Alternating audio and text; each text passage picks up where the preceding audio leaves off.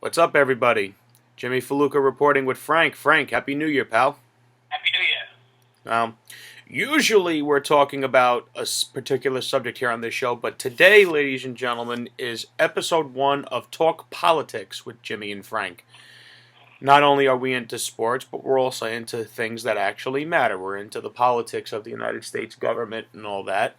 And Frank and I wanted to discuss a very, very important issue that's been coming up a lot in mainstream news, and that's the Second Amendment to the Constitution. Frank, would you care to elaborate for our audience what exactly the Second Amendment is? The Second Amendment is for the people to bear arms. And for what purpose is that amendment created for, Frank? It's to protect against a foreign or home invasion. All right. In other words, ladies and gentlemen, the Second Amendment to the Constitution was created for a singular purpose, so that the American citizens would have the ability to defend themselves against any form of invasion, as Frank mentioned, or tyranny. Now, think of it like this. When the Constitution was written, yes, I'm aware, and I'm sure I'll have plenty of people bring this up, oh, they were only using muskets.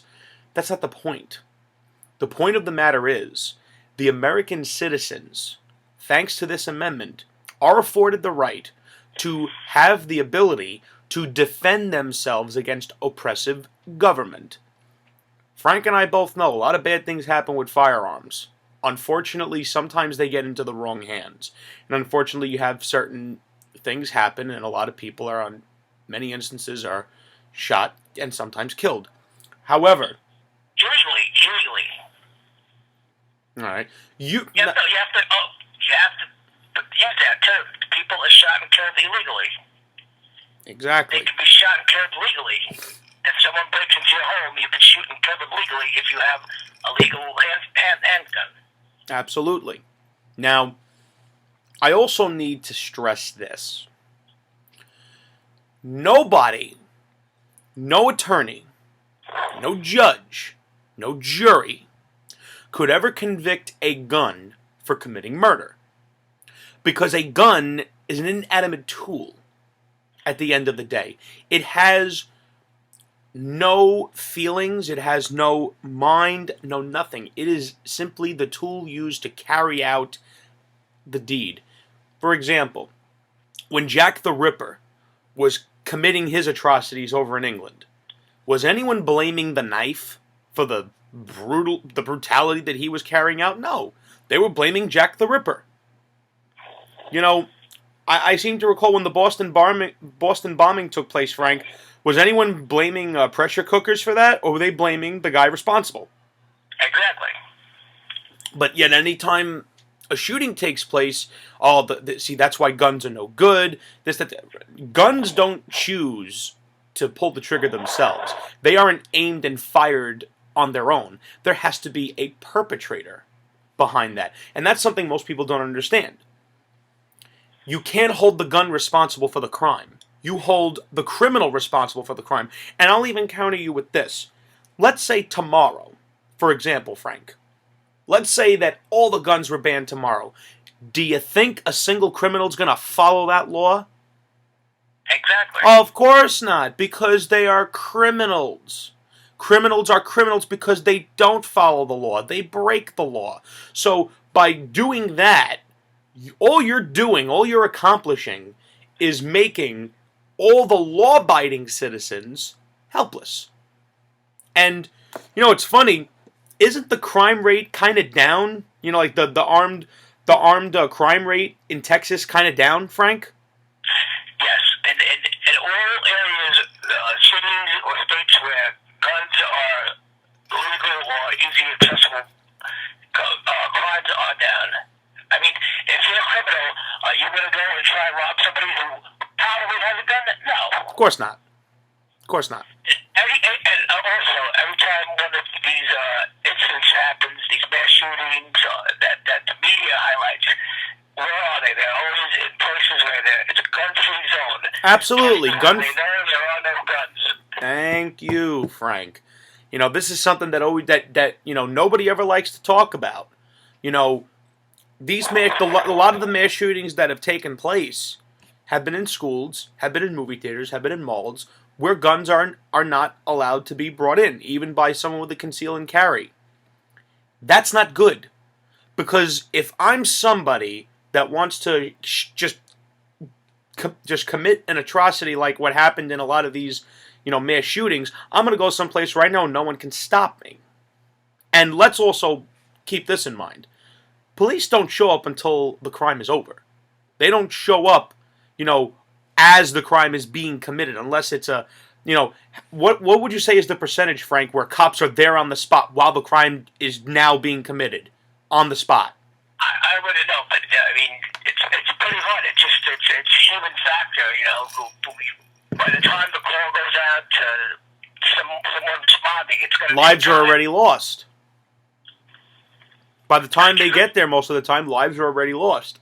So exactly. Well, then you could say, if somebody's there already, they would have to respond. But the thing is, it's a deterrent.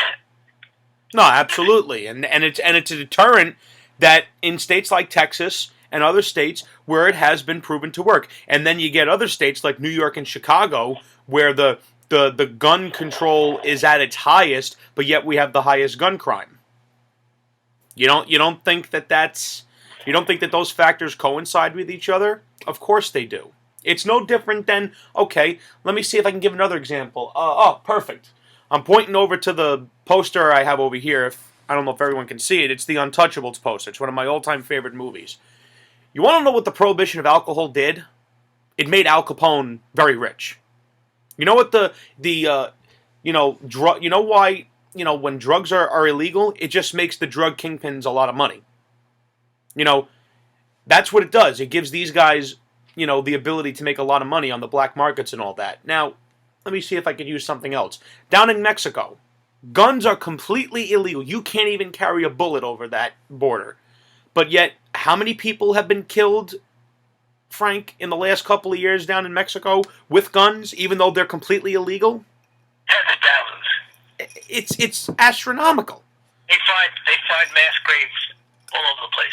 People are kidnapped and disappeared and killed. So, yeah, banning all the guns down in Mexico really, it did a real good job. It did a real good job down there. The crime rate's completely low, right, Frank? Exactly. No, the crime completely disappeared. No, that's not how it works. Now, that's just against the common criminal. The thing that Frank and I are most concerned about in terms of the Second Amendment is the true purpose of it. Now, I'm going to fill you guys in on something on me personally. I hunt. I've hunted since I'm a child. I know how to shoot. And I'm pretty damn good at it. But that's not what the Second Amendment was created for. Second Amendment was not created for hunting and sporting. Because back when it was written, if you didn't hunt and fish, you didn't eat. Second Amendment was written not for me to shoot at a deer. It was written for me to shoot a tyrant when he takes over the government.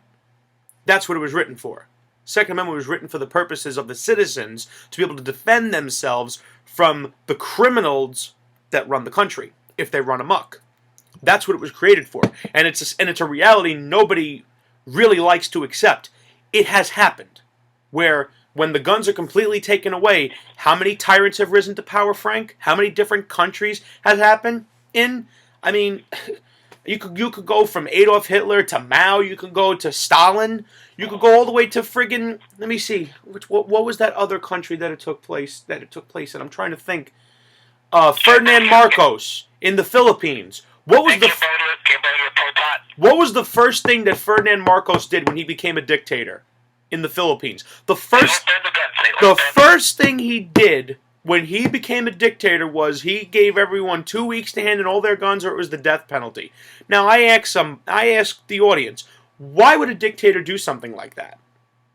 It's to have a monopoly of power. I mean, I'm not saying, okay, I'm not going to lie, I don't mind that there are background checks. I think that there should be background checks. However, what I worry about is this gun registry crap, in which they will know who has what where, when, and all that nonsense. Because honestly, if that if that happens, Frank, what that tells me is eventually somewhere down the road, the citizens of this country are going to be disarmed. That's what it tells me.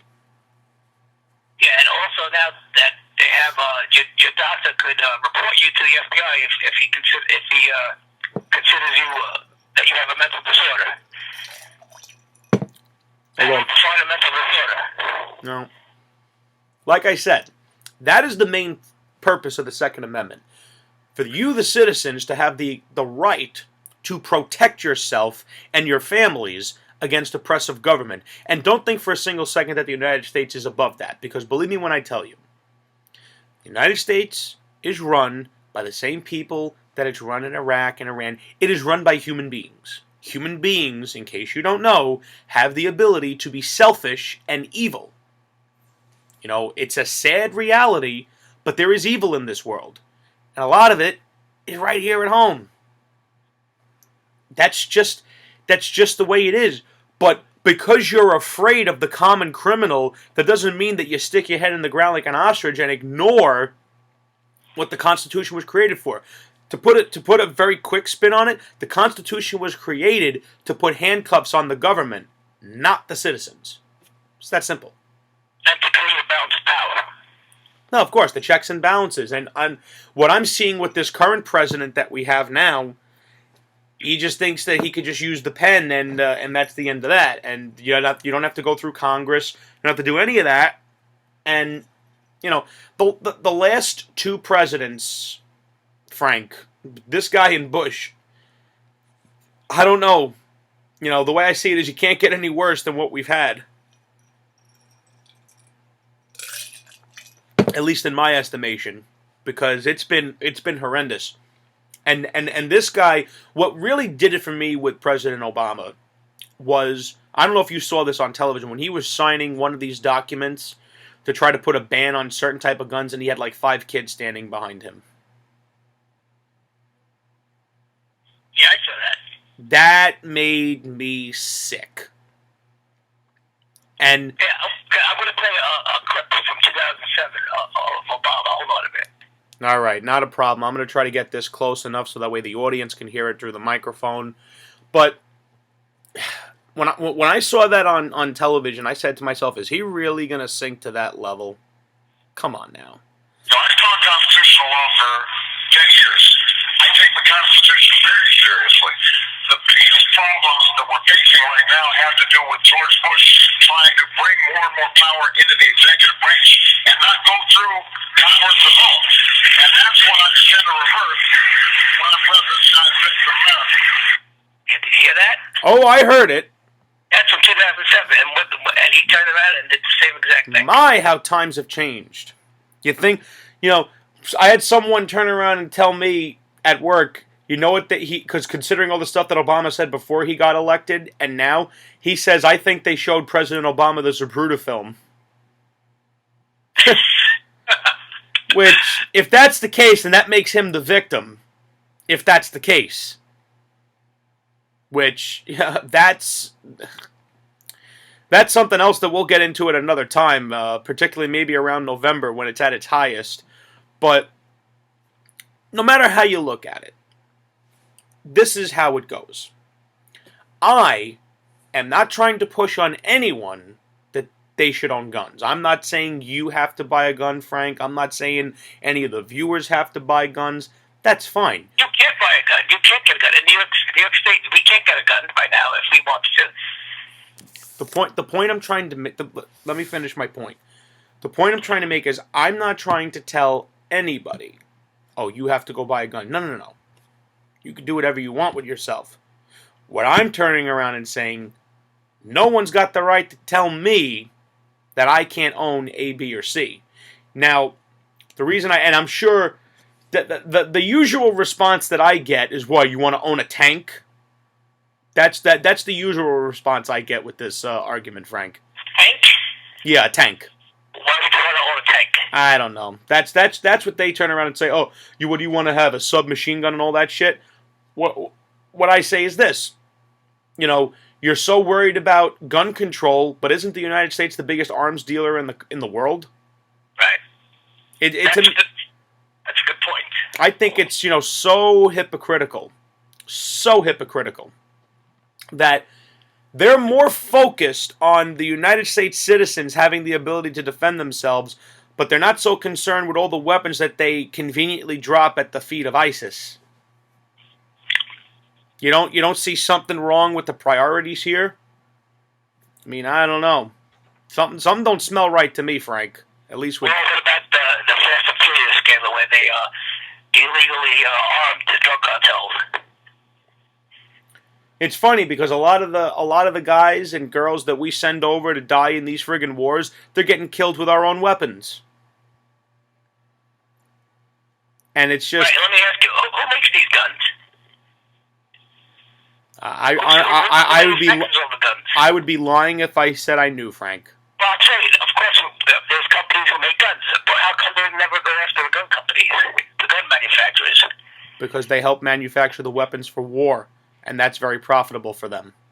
And they also donate a pretty penny to these politicians.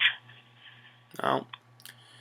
And that's where a lot of American citizens that are tough on gun owners and want to ban and just do away with guns. I hate to break it to you, ladies and gentlemen. We could ban all the guns tomorrow. The gun crime rate in this country would skyrocket.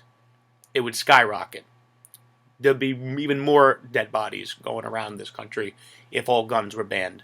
Now, it would create a black market, an even bigger black market for guns. Oh, absolutely, and those people on the black markets, they would become filthy rich. Like I said at the beginning of this video, why do you think Al Capone was so powerful and so rich? Because alcohol was illegal, and he made a business out of it. Yeah, I'm sure that the tiny guns his gangsters used weren't legal. No, let me ask you something, Frank. In Ireland, are Molotov cocktails legal? No. I'm just checking, because it doesn't stop them from using them.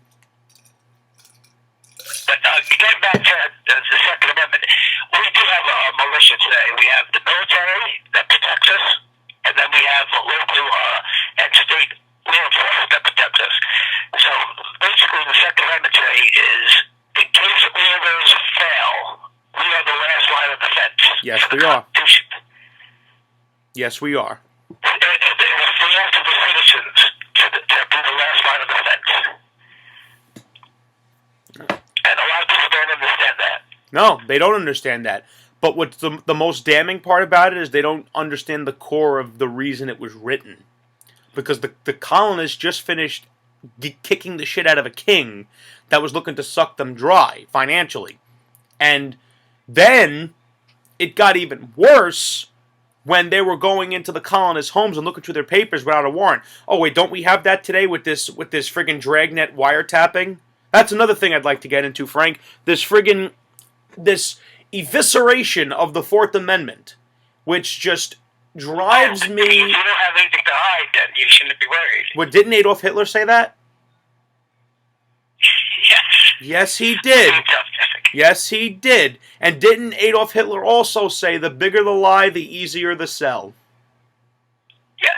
Yes, he did. And doesn't that seem to be how the United States government does business these days? Oh, of course. Hitler must be looking up from hell with a smile on his face. Yeah, this dragnet wiretapping is complete bullshit. And what it is, it's a middle finger to the Fourth Amendment to the Constitution. You, as an American citizen, have the right to be left alone. If you are a law-abiding citizen that has never broken the law, has never done any nonsense like that, you have the right to be left the fuck alone. Now, I'm going to fill you in on something. Anyone that's a Verizon customer, your phone is wiretapped. Every Verizon customer. For absolutely no fucking reason. It's like they're looking for a needle in the haystack, and the haystack has been completely eviscerated. I'm also a big supporter of Judge Andrew Napolitano, who, when the wiretapping shit came out, and Edward Snowden afforded us the knowledge that we were being wiretapped, and I don't give a shit what anyone says. The guy was making all this money in Hawaii. He had a freaking girlfriend. He was living the life of Riley, and he saw something that he thought was wrong, and he brought it to light. That makes him a fucking hero, as far as I'm concerned. He's a whistleblower. Exactly. That makes him a fucking hero. What does that mean to be a whistleblower? What it means to be a whistleblower, at least the last way I saw it was defined, was you reveal certain information about the government when they're illegally doing something. Right. And that's exactly what Snowden did. And without him, we wouldn't have known for a fact all these different things that have come out since. And quite honestly, it drives me absolutely batty that there are people that are willing to be wiretapped. I'm like, are you guys kidding me? You're basically saying, come into my house, know everything I do, even though I've done nothing wrong. What are you, fucking stupid? To the sheep. Exactly. It absolutely drives me nuts. And then People like that, I asked them, why do you have locks in your door then? Why do you have windows? Keep everything open. That's a good one, Frank. Oh, really? It's the truth. It's pretty much the same thing. Don't sleep with your doors closed at night. Open your doors. Open your windows. Keep everything open. You know, you don't seem to mind What do you have to hide? What are you hiding? Why do you have your windows closed? Why do you have your shades down? Why can't we see into your house? You let them into your phones and you don't rebel over it. It's absolutely ridiculous. No one says a word about it. And that was the main reason that the revolution was fought, like I mentioned earlier. The friggin' British were going into the colonists' house looking through their papers without a warrant. Let me explain let me explain something to you people. The only reason that your phone or your emails should ever be looked at by government officials, police, whatever the fuck you want to call them, is if they have probable cause and a warrant. There is no probable cause to wiretap the entire fucking country. There is no probable cause. And only the friggin' FISA courts, which, in case you guys don't know, it's basically, okay, you go to court and only the other side gets to talk and you have to sit there and shut up and be convicted. That's basically what the FISA courts are. Right, and it's also come out that the NSA has spied on Congress, they spied on our allies. And then everyone wonders why nobody trusts the government anymore. Well, last night, Obama was on CNN. They had sort of a town hall meeting with Anderson Cooper, who's supposedly a CIA operative. Yeah. And Obama says that the United States is being suspicious of some distant authority. Hey, could you repeat that, Frank? Could you repeat that?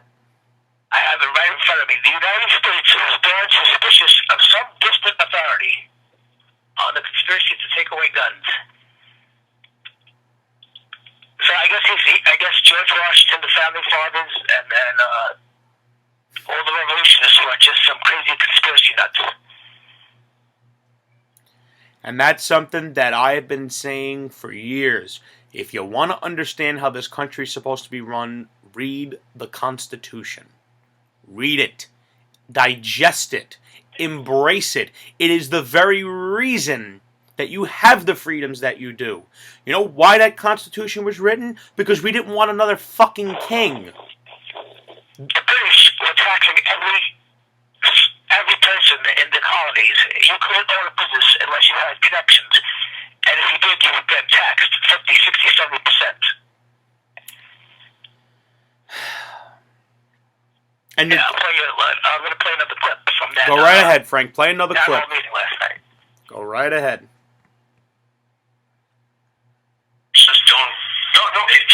I'm sorry, Cooper. It is fair to call it conspiracy. What do you think? Are you suggesting that the notion that we are creating a plot to take everybody's guns away so that we can impose martial law is a conspiracy? Yes, that is a conspiracy. I would hope that you would agree with that. Is that controversial? Except on some websites on the country? Yeah. And you notice who he said about the website he's talking about? He's talking about Infowars.com. Yeah. you read about Alex Jones? I don't follow anybody blindly, but when there's a concerted effort to always attack somebody, that means they're telling the truth. Oh, absolutely. Absolutely. You know, it's the same kind of flack I catch for reading Jesse Ventura's books. A guy who was actually in government, actually knows how shit was done. You know, wasn't he one of the few independents that actually beat the Democrats and Republicans? Yes, because he beat them in the debates, that's why. No, that's the thing. And that's why most independents are never allowed in the debates, because if they're allowed in the debates, they'll fucking win. Right. Because the Constitution is their weapon, and nothing beats the Constitution. Just like you see the attacks on Donald Trump today. What I like about Trump, and, you know, that's where I'm going to leave it, what I like about him is that he ain't politically correct. You know, I've been spoon-fed politically correct garbage for too fucking long, and quite honestly, I can't stand it. You know, What is politically correct? Politically correct is these politicians get up there and they spew shit that people want to hear, lies, and then just like that first clip I played of Obama, with the executive control. That's politically correct. He's telling you what you want to hear, but does he do it? No. Of course not. None of them do. None of them ever follow through on their promises. See, if you lie to the government, you go to jail. If they lie to you, it's just bending the truth. Or if we lie to them, we go to jail. If they lie to us, we go to war. Right. Something tells me we're getting. It's just they cover the truth. They're covering the truth, or it's national secrets, national security. This is where I'm going to leave it, ladies and gentlemen. The chief reason I don't trust them, why Frank doesn't trust them, why, quite frankly, you shouldn't trust them. They've lied to you so many times. How could they have any credibility with you? They lie about weapons of mass destruction. They lie about ties with Iraq's ties to Al Qaeda, which there weren't any. They lie all the fucking time. They've lied about some of the most traumatic moments in the history of our country. The assassination of Martin Luther King. The assassination of President Kennedy. The events of 9/11. You think you were told the whole truth? Of course you weren't. But, you know, it's easy for most people to just sit back and take in whatever they're told because it gives them some sort of, I don't know, Frank, I mean, what kind of spin can you put on it? Because I can't think of any. What do you mean? That, you know, that they're just so willing to accept anything. I think it's out of fear. It's because they're afraid of the truth. You know, it's afraid of their reality unraveling in front of their eyes. Personally, I'd rather be told a vicious truth than a sweet little lie. That's just me. I don't know. Here's the definition of a conspiracy. A conspiracy is a secret plan by a group to do something unlawful or harmful. The action of plotting or conspiring. Today, in 2016, the word conspiracy comes with the words, oh, you're a nut, you're a kook, you're crazy. A conspiracy, you need more than one person to commit a conspiracy. Absolutely. Absolutely. So you need to tell me more than one person in the government can't plan something unlawful or harmful? Of course they can. Of course they can. You need to tell me the politicians Not for nothing. Not for nothing, Frank. If you actually stop and think about it, the events of 9/11, according to the government, was a conspiracy. Because it wasn't one person that planned to do what they did to do what happened on 9/11. No one person could have carried that out. It was multiple people. In other words, by definition, it was a conspiracy. Yes, the government's conspiracy plot was that 19 hijackers, armed with box cutters, don't forget that, plastic knives, plastic razors, defeated our multi-billion-dollar air defense system. Defeated NORAD and crashed the planes. Funny how we've seen. I just find it, and this is were commanded from a man in a cave in Afghanistan. Yeah. Financed and commanded by men in caves. People believe that, though. Yeah. They also believe that one guy with a bullshit rifle was able to cap off 3 shots with one that missed and hit the president in the head from a 6-story building with a giant tree in front of it. with world-class precision that the best sharpshooters in the entire military couldn't do, even though, according to all of his Army buddies, when he was a Marine, he was always getting called out by his superiors because he always had a dirty weapon, and he wasn't that good. He was a radar operator, but yet he could pull off the greatest shooting in the history of the world that even the best sharpshooters couldn't do. And miraculously, ladies and gentlemen, that gentleman's fingerprints were not found on the weapon until the day after he died. And then within hours of the assassination, was apprehended and put into custody. Now, let me ask you this question, Frank, before we wrap up, because this is laughable. If you shot the president, would you stick around? I would never shoot the president. I'm saying if you were Lee Harvey Oswald, none of us would ever do anything like that. But if you were Lee Harvey Oswald, let's give the government the benefit of the doubt. Let's say Oswald did do it. Ugh. I feel stupid for even saying that, because it's not true. If you were Oswald, would you have stuck around, or would you have gotten the fuck out of there? I would hightail it out of there as fast as possible. I find it hysterical how he was arrested in the movie theater for not paying a ticket, but back in 1963, back then, if you didn't pay your movie ticket, the manager either forced you to pay or he kicked you out. Amazingly, he didn't pay his movie ticket, the movie theater manager called the cops, and 30-something cops showed up. While the president was murdered and a police officer was down on the street, but 30 officers can go pick up a guy who didn't pay his movie ticket. Yeah, well, supposedly he shot a cop before going into the movie. Yeah, I mentioned that. The cop that was down on the street, that was Officer Tippett. Right. But this is just episode 1, ladies and gentlemen. Frank and I will be getting into many different topics. Obviously, we're very knowledgeable about the JFK assassination and other things that have taken place in which we feel the truth hasn't been. It's not knowledge. I always say it's belief. Nobody really has knowledge except a few handful of people. I suppose that's true. No, it is. Knowledge is facts, information, and skill required by a person through experience or education, the theoretical or practical understanding of a subject. Awareness or familiarity gained by experience of a fact or situation. Nobody has that except for the people involved. Very accurate. If you haven't noticed, ladies and gentlemen, Frank is the smarter half of the two of us. What's that? I said, in case the audience hasn't noticed, you're the smarter half of the two of us. No, I'm just I'm a bookworm lately, so. There is nothing wrong with that, Frank. You can never own enough books. No, but I'm saying when people say knowledge, nobody really has knowledge. It's beliefs or opinions. Oh. Are the beliefs or opinions close to knowledge? Yes, but they're not fact. So. Well, hopefully we'll be able to go through some of our beliefs and possibly try to get to some facts in future episodes. For myself, Jimmy Faluca, this is Frank, and we'll see you next time. Take care, guys.